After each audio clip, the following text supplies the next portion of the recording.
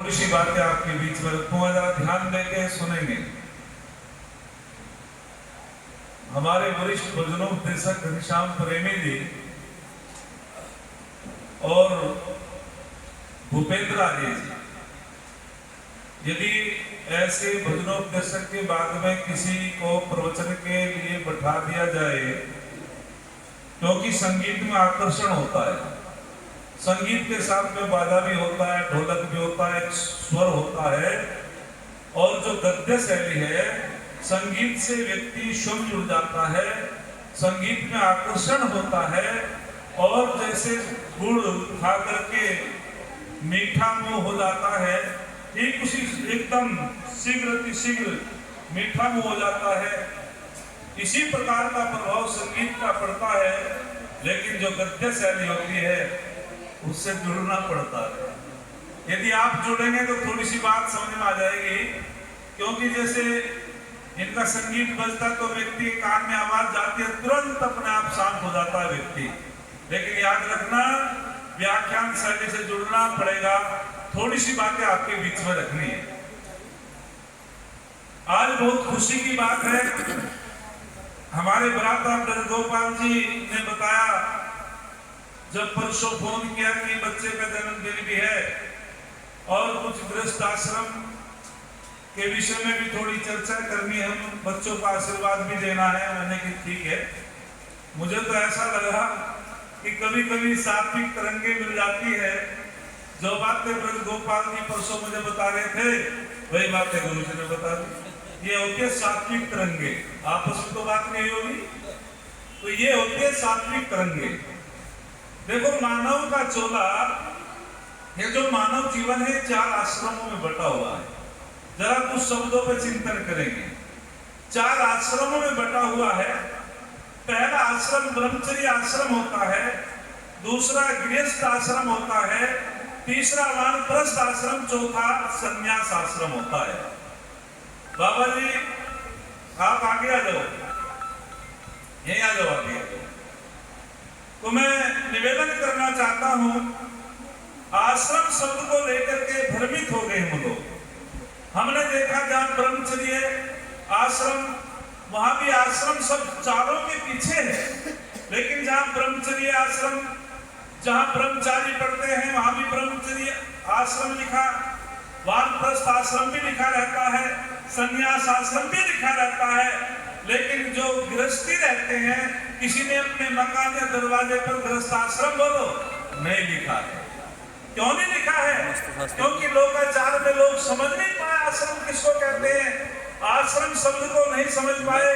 आश्रम शब्द का अर्थ समझते हैं कि जहाँ महात्मा रहते हैं, सन्यासी रहते हैं, और जहाँ विठल्ले रहते हैं, जिस स्थान पर जो है कुछ लोग जो है संध्या उपासना करते रहते हैं, साधु महात्मा जाते रहते हैं, उसी स्थान को आश्रम कहते हैं। लेकिन नाना, आश्रम शब्द का अर्थ बहुत ऊंचा अर्थ होता है।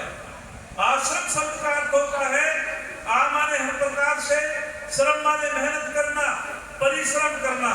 जैसे ब्रह्मचर्य आश्रम है, ब्रह्मचर्य आश्रम में भी जो है क्या करना है, ब्रह्म का पालन करना है, अर्थात ब्रह्म की उपासना करनी है। ब्रह्म और चर्य 2 शब्दों से मिलकर के बना है। ब्रह्म कहते हैं परमात्मा को, चर्य कहते हैं चिंतन करना, उपासना करना। ब्रह्म वेद को भी कहते हैं, और चर्य का मतलब होता है अध्ययन करना। अर्थात कौन है ब्रह्मचारी? उसे कहते हैं कि जो वेद का अध्ययन करता है, परमात्मा की उपासना करता है। और ब्रह्म जो है ज्ञान को भी कहते हैं। चर्य माने अध्ययन करना, जो ज्ञान को अर्जित करता रहता है।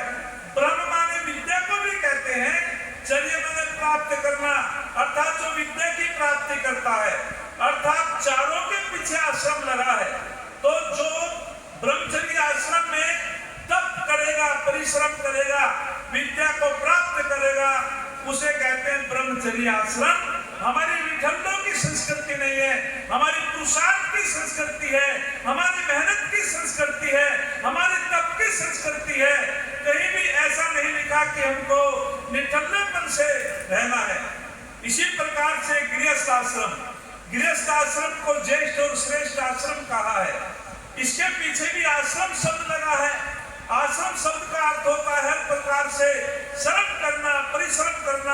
करना। अरे जब विवाह संस्कार होता है हम पूछते हैं आप शादी क्यों कर रहे हो? बड़े पढ़े लिखे काम में जो बहुत ही जिन्होंने डिग्री ले रखी है, जब उनसे पूछते हैं कि आप शादी क्यों करते हो, आप विवाह संस्कार क्यों करते हो, तो एक दूसरे का मुंह ताकते रहते हैं। उन्हें यह पता नहीं कि हम गृहस्थ आश्रम में प्रवेश कर रहे हैं क्यों, क्या उद्देश्य है, क्या लक्ष्य है। ज्यादातर मौन हो जाते हैं। मैंने एक बच्चे से पूछा आप कितने पढ़े लिखे? बोले मैं MSc BSc हूँ। मैंने किया आप गृहस्थ आश्रम में प्रवेश क्यों कर रहे हैं? तो मौन हो जाता है। मैंने बेटी से पूछा, वो भी मौन हो गई। अरे जब हमको लक्ष्य का पता नहीं, उद्देश्य का पता नहीं कि हम गृहस्थ आश्रम में प्रवेश कर रहे हैं क्यों, तो तभी ऋषि दयानंद ने एक बात कही थी। स्वामी दयानंद ने कहा था कि गृहस्थ आश्रम में उसी को प्रवेश करना चाहिए जो चारों वेदों का विद्वान हो। ऋषि से प्रत्युत्तर में कहा गया, ऋषिवर चारों वेदों का विद्वान तो हर व्यक्ति नहीं हो सकता। बोले 3 का हो, बोले 3 का भी नहीं हो सकता, बोले 2 का हो। फिर उसने कहा कि यदि 2 का भी ना हो तो फिर तो पूर्ण विराम लगाते हुए ऋषि दयानंद कहते हैं कि एक वेद का विद्वान तो निश्चित ही हो। यदि एक वेद का विद्वान भी ना हो तो वो गृहस्थ आश्रम में प्रवेश करेगा, वो क्या आदर्शवादी संतान राष्ट्र को देगा, वो क्या अपनी गृहस्थी को ठीक प्रकार से चलाएगा। तो स्वामी जी कहते हैं कि जो वेद का विद्वान होता है वो ही सदगृहस्थी होता है। आश्रम का अर्थ होता है हर प्रकार से परिश्रम करना, मेहनत करना। गृहस्थ आश्रम को ज्येष्ठ और श्रेष्ठ आश्रम कहा है। सजना ये सबकी पालना करता है। गृहस्थ आश्रम जैसे समस्त नदी नाले समुद्र में समाहित हो जाते हैं, ऐसे ही चाहे ब्रह्मचारी हो, वानप्रस्थी हो, सन्यासी हो, सबकी पालना, सबकी देखरेख, सबको वस्त्र आदि, भोजन आदि की व्यवस्था गृहस्थ आश्रम करता है। ये बहुत महान है, ज्येष्ठ और श्रेष्ठ आश्रम है। एक बार पिता में भीष्म से पूछा गया, धर्म युधिष्ठिर ने कहा कि मैं पूछना चाहता हूं पिता में कि चारों आश्रमों में ज्येष्ठ और श्रेष्ठ आश्रम कौन सा है? पिता मैंने कहा अपनी मन की तुला पे, मन रूपी जो तुला है उस पे तोल करके देख ले, आपको पता चल जाएगा। तो उसने मन रूपी तुला पर ब्रह्मचर्य आश्रम और गृहस्थ आश्रम को एक तुला पे रखा, वानप्रस्थ और संन्यास को एक तुला पे रखा। बोले पिता में ये तो एक पलड़ा भारी एक झुका हुआ है। बोले कौन कौन से रखे? बोले ब्रह्मचर्य आश्रम और गृहस्थ आश्रम को एक पलड़े पे रखा, वानप्रस्थ को संन्यास को एक पलड़े पे रखा। बोले झुका हुआ कौन सा है? बोले झुका हुआ पलड़ा वो है जो गृहस्थ आश्रम के साथ में रखा है। बोले गलती में हो। बोले फिर क्या करना है पिता में? तो पिता मैंने कहा कि जो गृहस्थ आश्रम है उसको एक पलड़े पे रखो और जो ब्रह्मचर्य वानप्रस्थ संन्यास इन तीनों को एक पे रखो। बोले पिता में ऐसे कैसे हो सकता है? बोले मेरी बात मानो, अपनी मन की तुला पर तोल के तो देखो। धर्म युधिष्ठिर ने अपने मन रूपी तुला पर तोल के देखा तो फिर कहा पिता में फिर भी एक पलड़ा झुका हुआ है। बोले कौन सा है? कि वही गृहस्थ आश्रम वाला पलड़ा झुका हुआ है। बोले ऐसा कैसे हो सकता है? तो तब पितामह ने कहा था अरे गृहस्थ आश्रम ज्येष्ठ और श्रेष्ठ आश्रम होता है। जब गृहस्थ आश्रम के सुधार में सबका सुधार होता है, गृहस्थ आश्रम के बिगाड़ में सबका बिगाड़ होता है। कहते हैं महर्षि नारद सुप्रजा अर्थात गृहस्थ आश्रम में जो पति पत्नी के यहाँ सुप्रजा उत्पन्न होती है, निश्चित रूप में वो गृहस्थ आश्रम इसी गृहस्थ आश्रम से सन्यासी निकलता है। आया ना? इसी गृहस्थ आश्रम से ब्रह्मचारी निकलता है, इसी गृहस्थ आश्रम से वानप्रस्थ निकलता है, इसी गृहस्थ आश्रम से डॉक्टर निकलता है, इसी गृहस्थ आश्रम से प्रोफेसर निकलता है।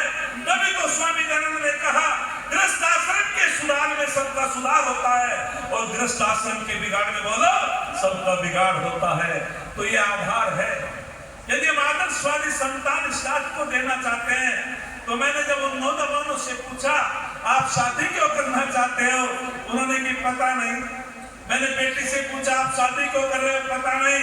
याद रखना शादी का जो उद्देश्य होता है, विवाह संस्कार का जो उद्देश्य होता है, एक तो सृष्टि की वृद्धि करने के लिए होता है और एक राष्ट्र को आदर्शवादी संतान देने के लिए होता है। ये उद्देश्य विवाह संस्कार का होता है। वासनाओं की शांति के लिए नहीं, कामनाओं की शांति के लिए नहीं, बल्कि ब्रह्मचर्य का पालन करके जिस योगीराज कृष्ण जी पे दोष लगाया जाता है, एक दुनिया के लोगों, मैं माता बहनों का ध्यान आकर्षित करना चाहता हूँ, उस योगीराज कृष्ण जी के हम जीवन को नहीं समझ पाए। जब योगीराज कृष्ण जी से और रुक्मणी का संवाद होता है, योगीराज कृष्ण जी कहते हैं रुक्मणी को, देवी मेरे से सुंदर तो शिशुपाल है, वो राजा है और रिश्ता तो तेरा उसके साथ हो गया था, लेकिन तुमने मेरे साथ शादी क्यों की, क्या कारण है? तो रुक्मणी कहती है कि सुनो, वास्तविक रूप से शिशुपाल आपसे सुंदर है, रूपवान है, लेकिन मैंने रूप को देख करके शादी नहीं की, मैंने गुणों को देख करके शादी की है। आप जैसा गुणवान, आप जैसा विदग्ध, आप जैसा जितेंद्रिय इस धरा पर कोई दूसरा योगी पुरुष नहीं है, इसलिए मैंने आपसे विवाह संस्कार किया है। फिर योगीराज ने कहा, अच्छा उद्देश्य क्या है देवी? लेकिन रुक्मणी ने यूं कहा, मुझे नहीं पता, क्योंकि वो विदुषी थी, वो वास्तविक किसे कहते हैं वधु, ये व्याकरण के शब्द हैं। किसे कहते हैं वधु? जो अपने वंश का वर्धन करती हो, याद रखना, जो अपने वंश का वर्धन करती हो। जब वधु अपने पति के घर में जाती है, वहां जो वृद्धि हो जाती है, वहां खुशियां होती है, हर्ष की वृद्धि होती है, आगे चलकर के वंश की भी वृद्धि होती है, इसलिए इसका नाम वधु होता है। किसे कहते हैं पत्नी? पतना त्रायते पत्नी, अर्थात जो अपने पति को गलत रास्ते से हटा करके, पतित रास्ते से हटा करके धर्म के मार्ग पर लगा देती हो, उसका नाम होता है पत्नी। किसे कहते हैं पति? अर्थात जो अपनी पत्नी की रक्षा करता हो, उसे कहते हैं पति। रक्षा करने से वो पति है, आवश्यकताओं की पूर्ति करने से वो पति है। आगे चल करके अनेक शब्द आते हैं। मैं आपके बीच में बता रहा था योगीराज कृष्ण जी की बात, तब योगीराज कृष्ण जी ने कहा कि आपका उद्देश्य क्या है? आपने जो मेरे से विवाह संस्कार किया, तो कमाल की बात कहती है रुक्मणी। रुक्मणी कहती है योगीराज, मैं आप जैसा पुत्र चाहती हूं। क्या कमाल का उद्देश्य है? मैं आप जैसा पुत्र चाहती हूं। बोले तो यदि मेरे जैसा पुत्र चाहती है ना देवी, तो आपको तप करना पड़ेगा, आपको बहुत बड़ी तपस्या करने की आवश्यकता है। और मैंने तो, धन्यवाद, मैंने तो ब्रह्मचर्य का 36 साल की आयु में उनका विवाह संस्कार होता है और 48 साल तक आदित्य ब्रह्मचारी बनने का उन्होंने जो है एक संकल्प लिया है कि मैं 48 वर्ष तक आदित्य ब्रह्मचर्य का पालन करूंगा। बोले देवी, आपको तो ब्रह्मचर्य का पालन करना पड़ेगा, और मैंने भी एक प्रतिज्ञा धारण की है कि 12 वर्षों तक मुझे भी ब्रह्मचर्य का पालन करना है। तो रुक्मणी कहती है, महाराज आप क्यों ऐसी बात कहते हो? मैं 14 साल तक का ब्रह्मचर्य का पालन करूंगी, लेकिन मैं आदर्शवादी संतान चाहती हूँ, तुम्हारे जैसी संतान चाहती हूँ। दोनों ने मिलकर के बदरी का आश्रम में जाकर के ब्रह्मचर्य का पालन किया, संयम से रहे, एक दिव्य आत्मा का आह्वान किया और तब जाकर के एक पुत्र को जन्म दिया। ये योगीराज कृष्ण और रुक्मणी का जीवन चरित्र था। जो योगीराज पर दोष लगाते हैं, निश्चित रूप वे बहुत बड़े पापी होते हैं। हम अपने योगी राज कृष्ण भगवान या मर्यादा पुरुषोत्तम राम का जीवन चरित्र पढ़े, हमें पता चलेगा वास्तविक रूप से गृहस्थ आश्रम एक आधार होता है। गृहस्थ के सुधार में सबका सुधार होता है। यदि गृहस्थ हमारा बिगड़ जाता है तो निश्चित रूप में हमारा सारा जीवन अस्त व्यस्त हो जाता है। संस्कारों का बड़ा महत्व होता है। संस्कारों से ही व्यक्ति की कीमत होती है। यदि व्यक्ति के अंदर संस्कार ना हो तो निश्चित रूप में वो एक पशु के समान होता है। अरे 4 काम तो पशु भी करते हैं, आहार निद्रा भोजन क्रमचय, ये काम तो पशु भी करते हैं। जब भूख लगती है भोजन पशु भी करता है, और बच्चे पैदा पशु भी करता है, मानव भी करता है। नींद पशुओं को भी आती है, मानव को भी आती है। भय पशुओं को भी लगता है, मानव को भी लगता है। लेकिन जब तक व्यक्ति धार्मिक नहीं होता है, मत्वा कर्माणि इति सिद्ध्यति इति मनुष्य, अर्थात जो मनन पूर्वक कार्य करता है, चिंतन पूर्वक कार्य करता है, वो मानव की कोटि में होता है। और आचार्य चाणक्य ने कहा था, बहुत कमाल की बात कही, पुनर्वित्तम पुनर्मित्रम न भार्या पुनर्वहि, एतत् सर्वं पुनर्लभ्यम न शरीरम पुनः पुनः। ये धर्म का सार कह दिया। मामा जी बैठे हमारे वकील साहब, आचार्य चाणक्य ने धर्म का सार कह दिया। अरे पुनर्वित्तम पुनर्मित्रम, आप धन को दोबारा भी कमा सकते हो। यदि धन हमारे पास से चला जाए, उसको दोबारा से प्राप्त किया जा सकता है। यदि एक मित्र रुष्ट हो जाए, आप दोबारा मित्र भी मिल सकता है, उसको बना सकते हैं। यदि पत्नी नाराज हो जाए, आप उसको भी बना सकते हो, दूसरी शादी भी कर सकते हो। लेकिन याद रखना, ये जो मानव का शरीर है, ये बार बार मिलने वाला नहीं है। यदि इस मानव के चोले को प्राप्त करके हमने शुभ कर्म नहीं किया, तो हमारा सबसे बड़ा दुर्भाग्य होगा, हमारा सबसे बड़ा दुर्भाग्य होगा। निश्चित रूप में इस मानव के चोले को धारण करके हमको शुभ कर्म ही करना चाहिए। तो मैंने आपके बीच में बताया कि आज इस बच्चे का जन्मदिन है और बालकों का निर्माण कैसे होता है। माता निर्माता होती, माँ निर्माणकारी होती है। माँ को निर्माणकारी क्यों कहा? अरे जब हम शास्त्र पढ़ते हैं तो पता चलता है माँ की कितनी बड़ी जिम्मेदारी होती है। एक बार हमारे जो माननीय सम्माननीय जो महामहिम राष्ट्रपति जी डिग्री कॉलेज में एक व्याख्यान दे रहे थे और APJ अब्दुल कलाम, तो उन्होंने कहा कि हमारा देश उन दिनों में सन 2025 में विकसित हो जाएगा। एक डिग्री कॉलेज का छात्र खड़ा हुआ, उसने कहा कि मुझे तो नहीं लगता हमारे देश में इस प्रकार शिक्षा में भी भ्रष्टाचार है। कोई व्यक्ति अपने कर्तव्यों का पालन ईमानदारी से नहीं करता है। आपने कैसे कह दिया कि 2025 तक हमारा देश विकसित हो जाएगा? तो APJ अब्दुल कलाम महामहिम ने प्रोफेसरों की तरफ संकेत किया और संकेत करते हुए कहा कि मैं पूछना चाहता हूं, आप बताओ, इसका समाधान करो। सारे प्रोफेसर शांत हो जाते हैं, लेकिन याद रखना किसी ने उत्तर नहीं दिया। फिर वाक्य बदलना पड़ा महामहिम को। उन्होंने कहा 2025 तक कोशिश करेंगे जो हमारा देश विकसित हो जाए। और तब एक बात कही थी कि जब तक हमारे देश के अंदर 3 लोग अपने कर्तव्यों का पालन ठीक नहीं करेंगे, वे जो ईमानदारी से अपने कर्तव्यों का पालन ठीक नहीं करेंगे, तब तक हमारा देश विकसित नहीं होगा। तो एक उन्होंने ब्राह्मण ग्रंथ का वाक्य बोला, मातृमान पितृमान आचार्यमान पुरुषो वेद। अरे जब माँ अपने कर्तव्यों का पालन ठीक करेगी, पिता अपने कर्तव्यों का पालन ठीक प्रकार से करेगा और आचार्य अपने कर्तव्यों का पालन ठीक प्रकार से करेगा, तब जाकर के अच्छी संतान उत्पन्न होगी, तब जाकर के हमारा देश विकसित होगा। तो ये कहने का मतलब ये है, एक छंद कह करके बड़ी वाणी को विराम देता हूँ, क्योंकि मैं साइकोलॉजी का विद्यार्थी रहा, MA के साथ में मनोविज्ञान भी पढ़ा। जब संचालक महोदय मंच पे बैठते हैं, समझ लो आपका समय बोलने का पूरा हो गया, उल्टे पढ़वाने की आदत मुझे ही। तो ये बहुत बहुत आपने सुना और एक छंद कह करके अपनी वाणी को विराम देता हूँ। किसी ने बड़ा सुंदर लिखा, पावक की लपटों में तब कर सोना कुंदन बन जाता है। भाव शुद्ध हो तो छोटा सा धागा रक्षा बंधन बन जाता है। संघर्षों की भट्टी में तपना छोटा कोई काम नहीं। त्याग और साधना से मानव माथे का चंदन बन जाता है। त्याग और साधना से मानव माथे का चंदन बन जाता है। भैया अपने कर्तव्यों का पालन करो, आदर्शवादी संतान होगी। और जो बच्चा हमारा है देवांश, यशस्वी तेजस्वी वंशस्वी हो, बस विद्वान तो आशीर्वाद देता है।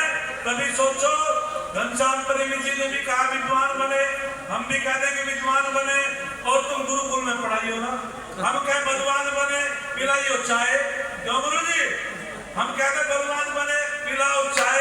जब दूध पिलाओगे, अच्छी विद्या दोगे, अच्छे संस्कार दोगे, ये बच्चा विद्वान भी बनेगा और ये बच्चा संस्कारवान भी बनेगा और ये बच्चा चरित्रवान भी बनेगा। बस एक दृष्टांत देकर के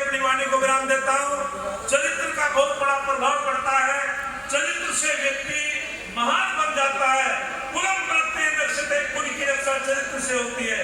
किसी ने बहुत सुंदर कहा, यदि सूर्य के अंदर प्रकाश ना हो, सूर्य का कोई महत्व नहीं, चंद्रमा के अंदर प्रकाश ना हो, चंद्रमा का कोई महत्व नहीं, दीपक के अंदर तेल ना हो, दीपक का कोई महत्व नहीं, मनुष्य के अंदर संस्कार ना हो तो मनुष्य का कोई महत्व नहीं, मनुष्य का कोई महत्व नहीं। इति ओम सम। आप लोगों का धन्यवाद।